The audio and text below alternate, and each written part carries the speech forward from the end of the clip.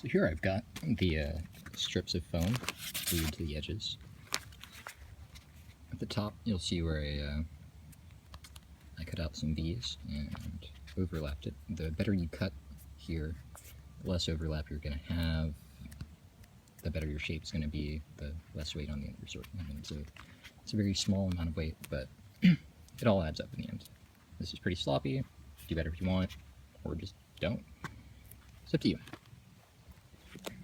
Next, you can cover your flats with another strip of foam that will overlap, lock these in place, make it stronger. But you'll already be noticing, if you pick it up and swing it around, that the weight has increased substantially from the last step. I'm going to go ahead and cover the flats because I like my sword to be nice and uniform and last longer. If you think it's already getting too heavy, feel free to stop here. So once you've got your side strips glued on, it should be completely covered in a nice microcell, I think it's microcell, I'm told it's microcell, I'm not a scientist, skin. It now should hit much harder, be more durable, and weigh more. Still perfectly good and legal short sword, should clock in at about 2 3/4 inches wide now, so it should safely pass any reasonable champion check. The next thing that you can do to protect your blade is to laminate it in a thin sheet of plastic. We've been doing this forever with packing tape, even back when noodle was king, when pipe insulation was cool. We typically laminated our swords with packing tape to make it more durable. It certainly does that. It's also fairly heavy, so again, if you think your sword is too heavy at this point, feel free to skip this. What you're going to do is you're going to take strips of packing tape and just run them along the length of your sword, making sure to overlap as little as possible.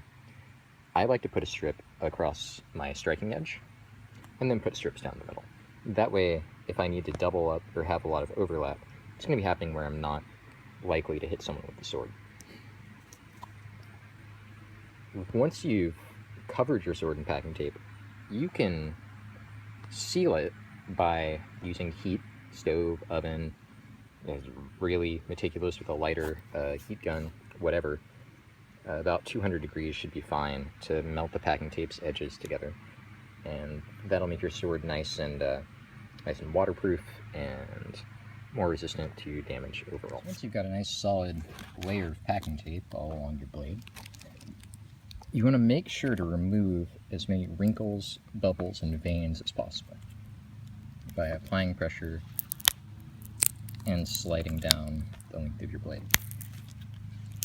Any bubbles like this that you leave, of course you're going to have a few unless you just did it perfectly from the get-go. Any of those bubbles are going to compromise the durability of your sword. It could burst later and create an opening, which would mean that your sword is no longer waterproof. All kinds of things could happen. A way to make this seal better is, like I mentioned before, heating it.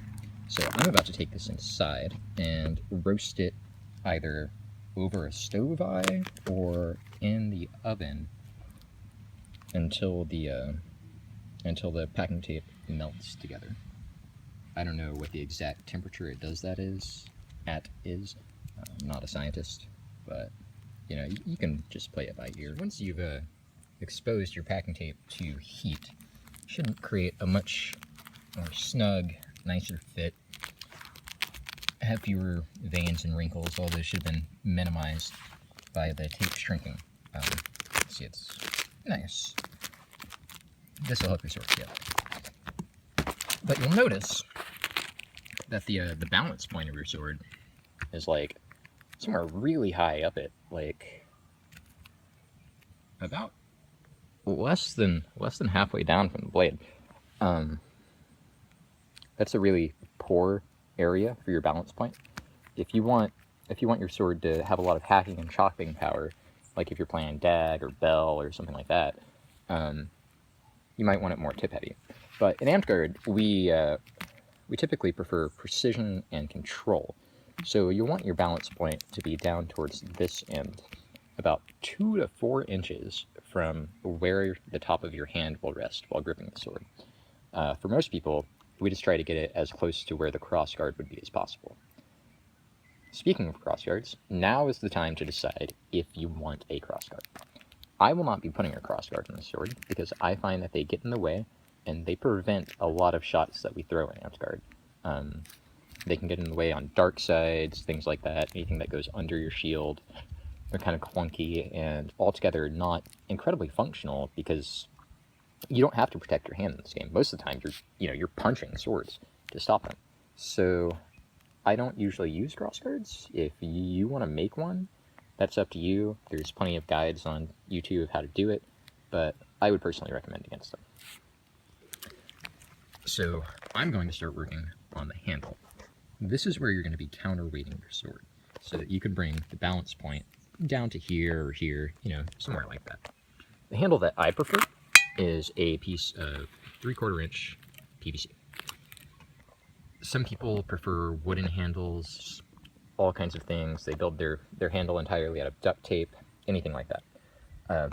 What's important to note is that this is where you will weight your sword. You're not really going to have an opportunity after putting the handle on to put any weight in the back of it. So, with my PVC handle on the core, my balance point changes, probably drastically.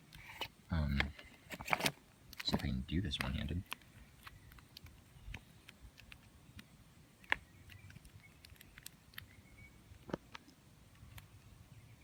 Yeah, balance point has now shifted to about 5 or 6 inches above the handle.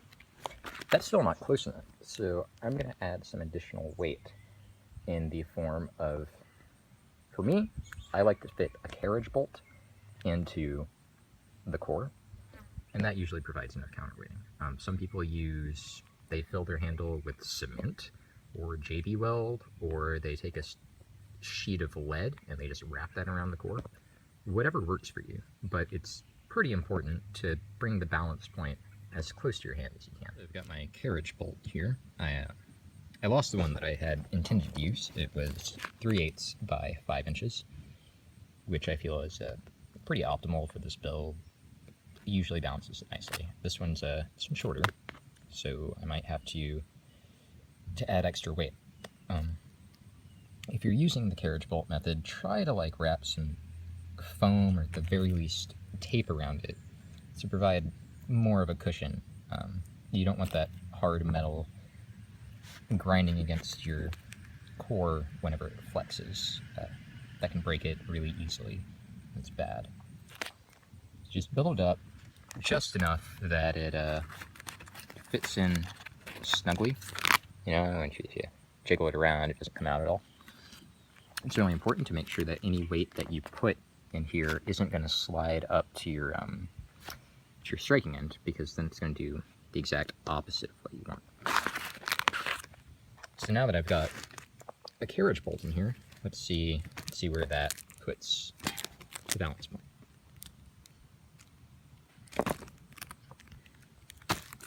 If I can fucking grab the thing.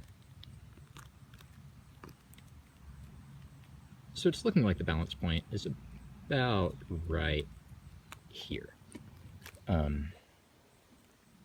which is closer to where you want it. And if we add the PVC handle,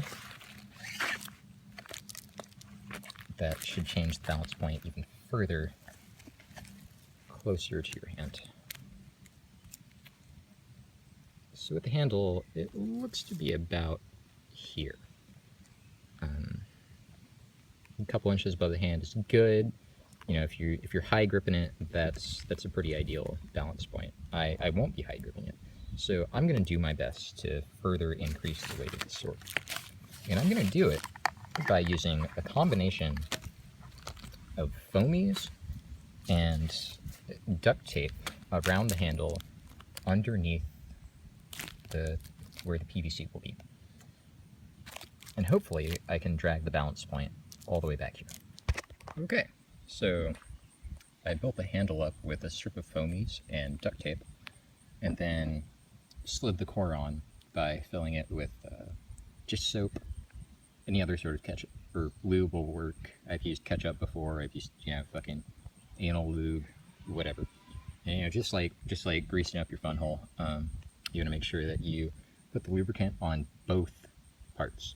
You want to lubricate the core, and you want to lubricate the inside of the handle, and put it in a twisting motion. If it is too bulky for you to finish getting the handle on, just slide it back a little bit, take your knife, shave off something, and then keep trying. You want a really snug fit. You don't want any rattling inside your handle, anything like that at all. So you just wedge it up there into the foam. I like to push it up as much as I can, just to make everything nice and snug. You'll see down there that it's pretty much the exact length of the core and carriage bolt there. And that changed the balance point to about here, which is pretty good. With the pommel on here, I've just grabbed a strip of camp pad, put a piece of duct tape along its entire length, and then just torqued it down onto the core. On the end, I'm going to need 1/2 inch of padding, so another piece of camp pad and then a piece of foamies to bring that up to legal specs. And then I'll just torque the pommel onto the core with probably more duct tape, because I could stand for the balance point to move back another 1/2 inch or so. Up here, although your blade should be firmly attached to the core, thanks to the tape that you used on the inside, and then these top panels being glued directly to it, it's still a pretty good idea to just go ahead and torque wrap the bottom of your blade to your core or handle. If you do it to the core, obviously you need to do that before you put the handle on. I'm just going to wrap it down onto the handle because my handle is really immobile. It took me like 10 minutes to get that thing on there. And here you have it. This is more or less the finished product. You're going to need to put a cloth cover on it for it to be legal in Amtgard. I would recommend like a lightweight sport fabric, like ripstop is really good. Really, you just want something that's going to be tight fitting. It's not going to catch the wind at all. So ripstop's a really good fabric for that.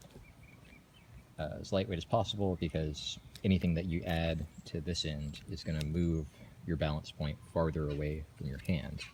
And right now, the balance point is like right here at the top of the handle. So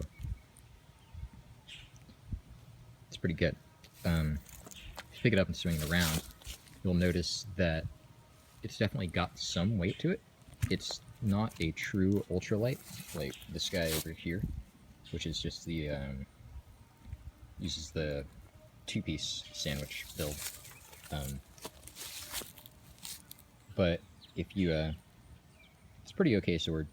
It's nice and light. It's well balanced. It should be really durable unless you just manhandle the tip of it. And even then, you can just rebuild the top 8 inches or so, and then this stuff should be fine for a long time. Yeah, it's an okay sword. I'd call it a competitive sword. I mean, it's no fucking wax caliber, that's for sure. But I think this one might actually be lighter than a wax caliber. But again, lightness is not everything. Yeah, once I get the cover on this fucker, it's a solid sword. It's tough. It delivers quite a strike. It's definitely not painful, but you're not gonna have people shrugging off your shots and calling them light as much as if you had a true ultralight, which I rather like. It's a good ditch sword, maybe not the best tournament sword. Good tournament sword, probably not the best ditch sword. Yep.